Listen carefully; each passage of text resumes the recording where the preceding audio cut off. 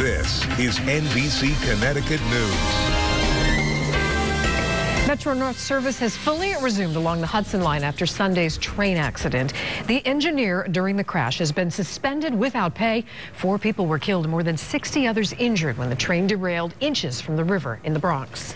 The lawyer and union rep for that engineer, William Rockefeller, both say he essentially zoned out right before the accident in something called highway hypnosis. It's familiar to anyone who has driven long distances along a monotonous route. NBC Connecticut's Doug Green is live in Branford to explain this dangerous condition. Doug. Ever be driving and wonder whether your other drivers are paying attention, or maybe realize that you haven't been paying attention? One of the top psychiatrists in the Hartford healthcare system says you may think all of your pistons are running all the time, but it's just not true.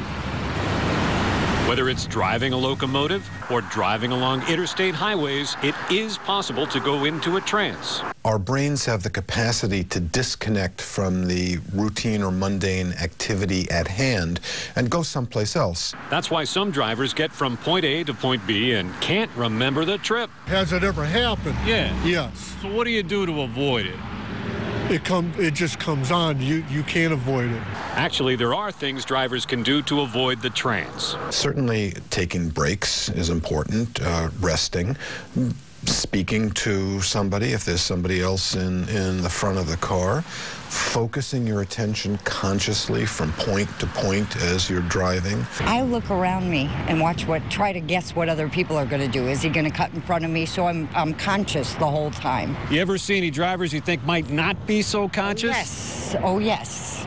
The train driver who allegedly zoned out Sunday in New York before the derailment did not quite meet Dr. Schwartz's definition of highway hypnosis. Individuals who go into this kind of trance when they're driving a car continue to drive the car. They turn the wheel around curves, they hit the brake as they're coming up to stops.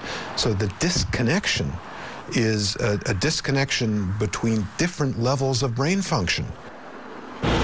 We asked Metro North whether the railroad does anything to enhance engineers' ability to keep paying attention, but we didn't hear anything back. Dr. Schwartz says your brain is capable of some automatic functions, even though you're not alert. Live in Branford, I'm Doug Green, NBC Connecticut News. Keisha and Lisa.